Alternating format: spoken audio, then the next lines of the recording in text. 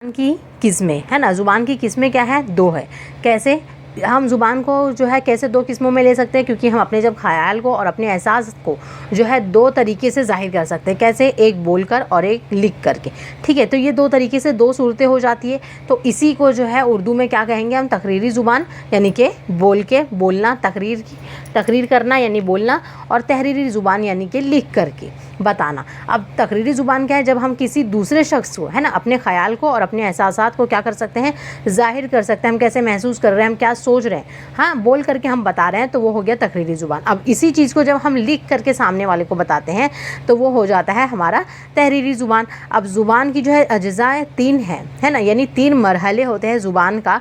तीन मरहला होता है। कौन कौन सा? पहला मरहला है, एक हुर्फ होता है, दूसरा होता है लफ्ज़, और फिर होता है जुमला। अब ये तीनों चीज़ों को हैं हम बारी बारी अच्छे तरीके से समझेंगे आगे वीडियो में।